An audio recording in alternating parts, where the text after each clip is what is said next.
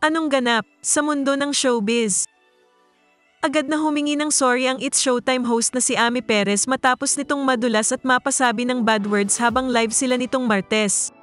Naghaharutan ang mga hosts na sina Vice Ganda, Jong Hilario, Vong Navarro kasama si Ami habang nag-i-intro ng tawag ng tanghalan segment nang hindi sinasadyang magulat ni Vong ang co-host sa si Chang Ami sa isa nitong spiel. Sa gulat, bigla na lamang napasabi ng bad words si Chang Ami at napatakip ng bibig.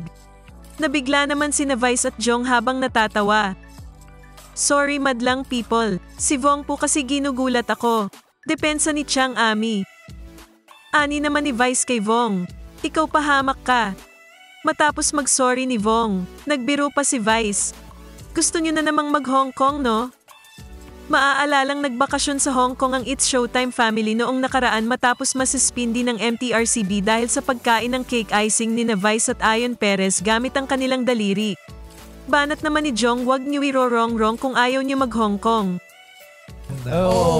Mali-mali. Wrong. Mali-mali. Ay, masaya ka. Diyan, ikaw na! Ay, Ay! Sorry po. Sorry po. Oo. Sorry po. Chang Ami. Pahamak ka. Sino ba kasi nagsabing wrong ako? Ikaw nagsabi ng wrong. Oh, grabe kayo sa Sino akin. nang gulat?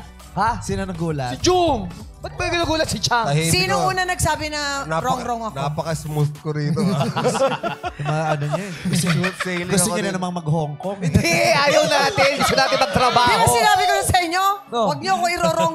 Huwag na natin wrong si Chang. Oh. Huwag kalimutang mag-like, share, comment and subscribe.